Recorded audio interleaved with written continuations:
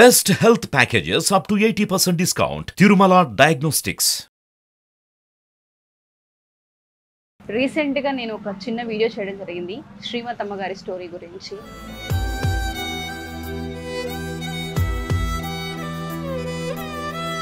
మీకు ఏమి ఇబ్బంది అవ్వట్లేదా? కన్నం కదా మేడం, కన్నం కదా, కన్నప్పుడు ఎట్లా దూరం చేసుకోలేం కదా. సో ఆ వీడియో చూసిన తర్వాత రెగ్యులర్గా నాతో వీడియోస్ చేసే రచిత గారు రియాక్ట్ అవ్వడం జరిగింది.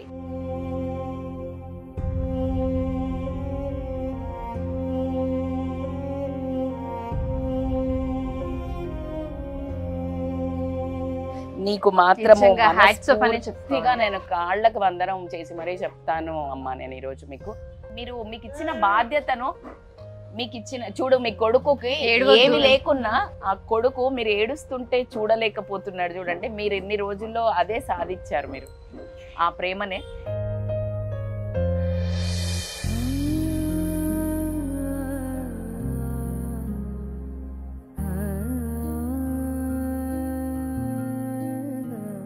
ఎవరు చెప్పు? My father, my mother, my big brother, my mother, and myself.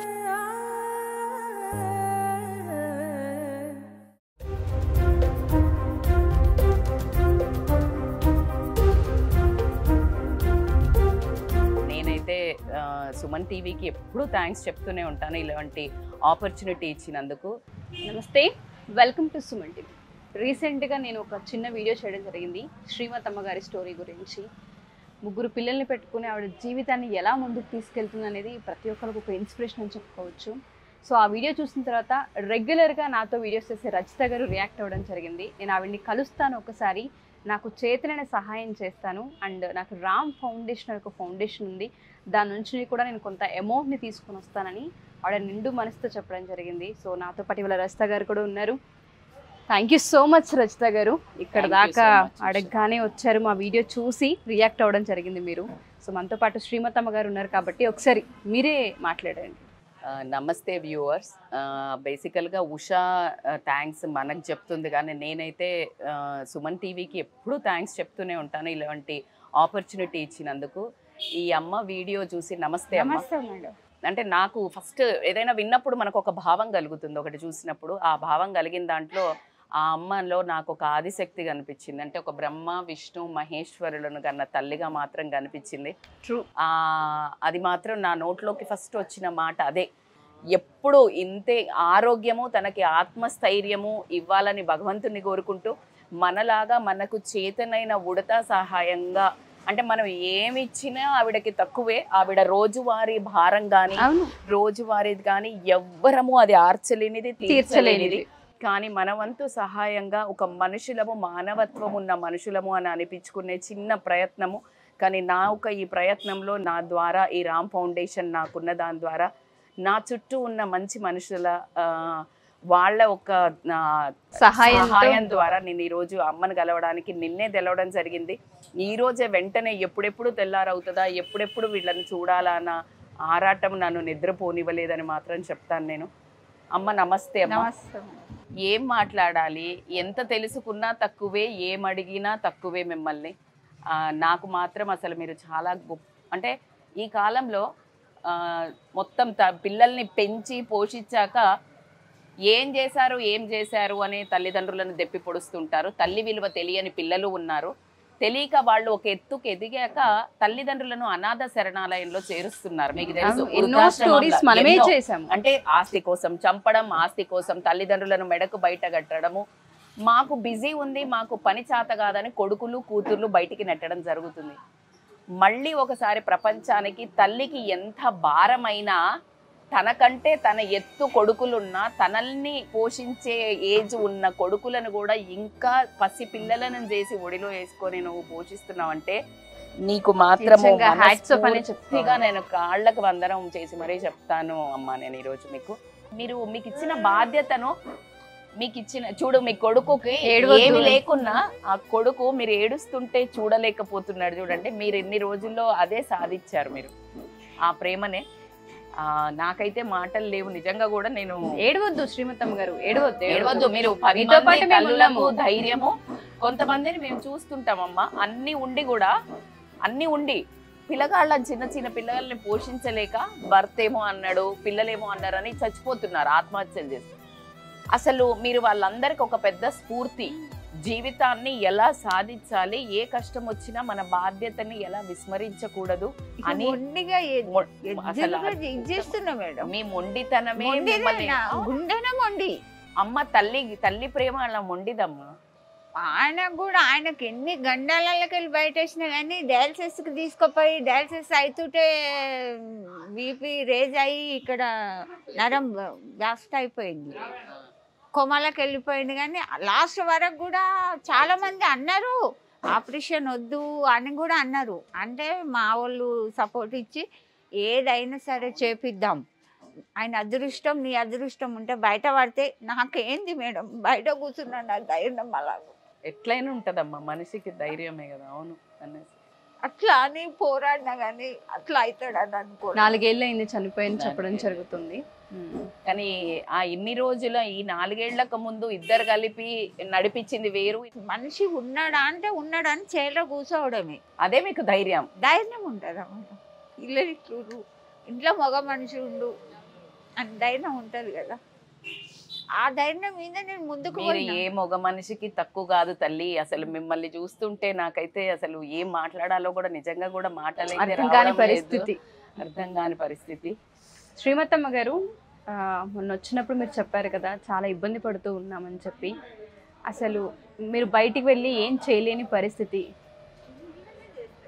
వీళ్ళని చూసుకోవడానికే టైం సరిపోతుంది అని చెప్తూ ఉన్నారు కదా. అంటే ఎలా అసలు ఈ భారాన్ని ఎలా మోస్తున్నారు ఏంటి? మొన్న కరోనా టైంలో అసలు మీరు ఎలా హ్యాండిల్ చేశారు? నేను అది ఎందుకు నాకు అడగాలనిపించింది. కరోనా టైంలో అంటే ఇంకా మా కరోనా వచ్చింది మేడం, 5గురికి కరోనా వచ్చింది. వస్తే పాపం మా బిడ్డే చెప్పింది, ఆమె తల్లికి ఆమె దవాఖానలో తీసుకుపోయేసి ఆ రోజే చచ్చిపోయింది. ఆమె వెంబడి పోయినందుకు నాకు వచ్చింది. నేను తెచ్చి వీళ్ళు ముగ్గురు మా అమ్మ ఉండే, మా అమ్మ 5గురికి ఒకటిసారి ఏం చేయాలి? మా తమ్మునికి ఫోన్ చేసి గిట్ల అని చెప్తే మా తమ్ముని కొడుకు వాడు ఎవరినో పోయి ఎవరినో దోలుకొచ్చి టెస్టులు చేయించిండు. టెస్టులు చేపిస్తే వెళ్ళింది, మాకు అమ్మకు చేయించిండు. అది ఎలా వెళ్ళింది అనగానే మా తమ్ముని అల్లుడు డాక్టర్లు తెలుసని కరీంనగర్ సైడ్కి వెళ్ళి డాక్టర్ని పట్టుకొచ్చారు. ఇక్కడ ఎవ్వరు రారని అక్కడికి వెళ్ళి పిలుచుకొచ్చి టెస్టులు చేయించి మందులు మా తమ్ముని కొడుకు ఈయనకు 5 రోజులు దమ్మొచ్చింది. అంత అలిగిండు, ఎక్కడ తీసుకుపోవాలి? ఈ కడమ ముగ్గురు ఏమవుతారు, నేనేమవుతా, ఆయన ఏమవుతాడు అని ఎట్లా చేయాలి అని అంటే మా తమ్ముని కొడుకు మందులు పెడితే ఒకరోజు మొత్తం అంతా తిరిగి మందులు తీసుకొచ్చి ముందు గోలు పోయాని. అప్పుడు ఎవడు ఇంట్లోకి రానికి భయపడ్డాడు. అవును అదే అంటున్నాం. వాడు వచ్చేసిండు, వచ్చి మందులు పోయాని పోపిచ్చి సిరప్లు పోపిస్తే గంట సేపట్లో కొంచెం తగ్గింది, నిద్ర పోయిండు. ఆ మందులతోటి తగ్గింది. కానీ భగవంతుని దయతోటి అమ్మ బయట పడ్డది 1 సంవత్సరం. మేము బయట పడ్డాం. కానీ పుజులుగా దాచిపెట్టిన వాళ్ళు మా ఆడబిడ్డను మోసం చేసి ఆమె చనిపోయింది. అమ్మ అట్లా అయినాక 1 సంవత్సరం బతికింది. ఇప్పుడు లేరా అమ్మ? అమ్మ చచ్చిపోయింది, సంవత్సరం అయింది. మొన్నటిదాకా ఆవిడ ఉన్నప్పుడు కొంచెం మీకు బయటికి వెళ్ళడానికన్నా కొంచెం వీలు ఉండేదేమో కదా. ఇట్లా దర్వాజా కుళ్ళ పెట్టినా ఆమెకు జర కళ్ళు కనబడకుండా, కళ్ళు మధ్యన కరోనా వచ్చినా కనబడకుండా అయినాయి. ఇట్లా కాళ్ళ సప్పుడు వింటుండే, పిలుస్తుండే శ్రీమతమ్మ ఎవరు వచ్చినట్టు చూడు చూడు అంటుండే, అట్లా అంటుండే. కానీ మీరు కరోనా నెగ్గుకొచ్చారు, వీళ్ళని వయసుకు తీసుకొచ్చారు. కరోనా కాదు ఎన్ని అవన్నీ ఎన్ని చెప్పినా తక్కువే మేడం. నా బతుకైతే తక్కువే. అయ్యో మామూలుగా మా జీవితాలలో మాకున్నవి చెప్పుకుంటేనే అమ్మో ఇన్ని భరించామా అని అనుకుంటుంటాం, ఇన్ని కష్టాలు. అసలు ఇక మీ కష్టాల ముందు ఇప్పుడు ఈ వీడియో చూసిన ప్రతి ఒక్కళ్ళు అర్థం చేసుకోవాల్సింది ఏంటంటే, ఈ కష్టాల ముందు, ఈ అమ్మ ప్రాబ్లమ్స్ ముందు మనం ఏంటి, మనకి దేవుడు ఎన్ని ఇచ్చాడు, అవయవాలు ఇచ్చాడు, ఆస్తులు ఇచ్చాడు, బ్రతుకు తెరువుకి చేసుకునే శక్తిని ఇచ్చాడు.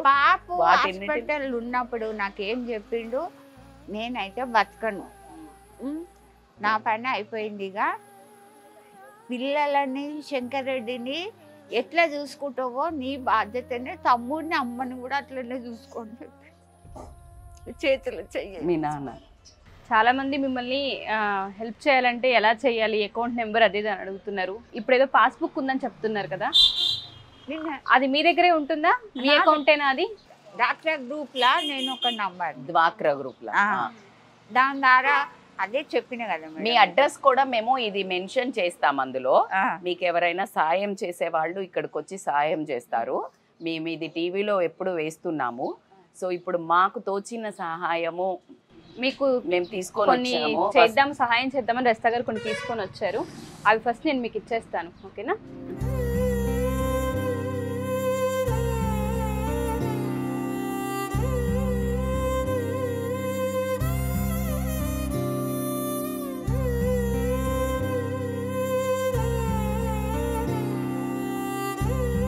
శ్రీమతమ్మ గారు, మీకోసం రజిత గారు రైసు, ఆయిల్ ప్యాకెట్స్, మీకు కావాల్సిన సబ్బులు కానివ్వండి, పేస్ట్ కానివ్వండి, ఇంట్లో రోజు వారి నిత్యావసర వస్తువులు ఏవైతే ఉంటాయో మీరు బయటికి వెళ్లకుండా తీసుకొని అయితే వచ్చారు ఆవిడ. సో మీకు ఇంకేమైనా ముందు కావాలన్నా ఖచ్చితంగా ఆవిడ చేస్తారు. మా సుమన్ టీవీ తరఫు నుంచి ఇంకెవరైనా చేస్తారో అన్నా నేను మీ దాకా తీసుకొస్తాను ఖచ్చితంగా, ఓకేనా? మీరు ఇంట్లో నుంచి బయటికి వీళ్ళని పెట్టుకొని వెళ్ళడం కష్టమని నాకు తోచినవి నేను ఇది చాలా ఉడతా సాయం అనే చెప్తాను. అనుకుంటా అదే మా దేవుడు ఇచ్చిన వరం అని మేము అనుకుంటాం మేడం. అలా కాకుండా నాది రామ్ ఫౌండేషన్ అని ఒకటి ఉందమ్మా. నా చుట్టూ నాకు వండర్ఫుల్ మంచి మనుషులు కూడా ఉంటారు మన చుట్టూ అనడానికి ఇదే మన ఒక ఎగ్జాంపుల్ అని చెప్తాను. నేను ఎప్పుడైతే మీకు ఈ ప్రాబ్లం అని ఎప్పుడైతే నేను అనుకున్నానో, నా తమ్ముళ్ళు నా చెల్లెళ్ళు ఉన్నారు, నా చుట్టూ ఒక మంచి మనుషులు ఉన్నారు. సో వాళ్ళు మా ఆడపడుచు వీళ్ళందరూ వాళ్ళ తరపున మీకు కూడా చాలా చిన్నదనే చెప్తాను, కానీ మా వంతు సహాయంగా మేము ఒక 50,000 నేను మా తరపున మా రామ్ ఫౌండేషన్ తరపున మీకు అందించదలుచుకున్నాను. Thank you so much Rajitha గారు. Thanks a lot Suman TV తరపు నుంచి మీరు చేసిన ఈ హెల్ప్. Thank you Usha. ఎందుకంటే ఇది మీరు తీసుకొని వచ్చి మాకు ఈ అవకాశాన్ని కల్పినందుకు నేను సుమన్ టీవీని థ్యాంక్స్ చెప్తున్నాను. Thank you so much Usha. So ఎవరైనా సరే సహాయం శ్రీమతమ్మ గారికి కనుక చేయాలి అనుకుంటే దయచేసి కింద స్క్రోల్ అవుతున్న కాంటాక్ట్ నెంబర్ మీరు కాంటాక్ట్ చేయొచ్చు. లేదంటే రామ్ ఫౌండేషన్ ఆ డీటెయిల్స్ కూడా మేము ఇస్తాం, మీరు దానికైనా పంపించవచ్చు. లేదా శ్రీమతమ్మ గారి డీటెయిల్స్ కూడా మేము యాడ్ చేస్తాము, మీరు దానికైనా పంపించవచ్చు. సో దయచేసి ఎవరైనా సరే ఈ వీడియో చూస్తే అందరికీ షేర్ చేయండి. ఖచ్చితంగా ఈ వీడియో చూసిన ప్రతి మనిషికి ఒక ఆలోచన అయితే కలిగిస్తుంది. ఒక తల్లి ఒక గొప్పతనం కానివ్వండి, ఒక మానవతా ధర్మం ఒక గొప్పతనం కానివ్వండి, మనలోని ఖచ్చితంగా ఒక మాట చివుక్కు మనడం అయితే ప్రతి మనిషికి సహజం. కానీ అలా అనుకుని ముందుకు సాగకుండా ఒక్క నిమిషం ఆలోచించి మీ చిన్న సహాయం కూడా వాళ్ళ జీవితాలలో పెద్ద మార్పు తెస్తుంది. మీరు చిన్న అమౌంట్ అనుకోకండి, మీరు ఎంత వీలైతే అంత 500 నుంచి మొదలు పెడితే మీకు తోచిన సహాయాన్ని మీరు ఇందాక ఉషా గారు చెప్పినట్టు మీరు డీటెయిల్స్ ఇస్తాము, మీకు ఒక నెంబర్ పంపిస్తాము, ఒక స్కానర్ పెడతాము, తర్వాత అమ్మది ఒకటి ఉంది, ఏదైనా కూడా మీరు మెసేజ్ పాస్ చేస్తే మీ తరపున మేము వీళ్ళ వద్దకు వచ్చి ఖచ్చితంగా ఈ హెల్ప్ చేయడం జరుగుతుంది.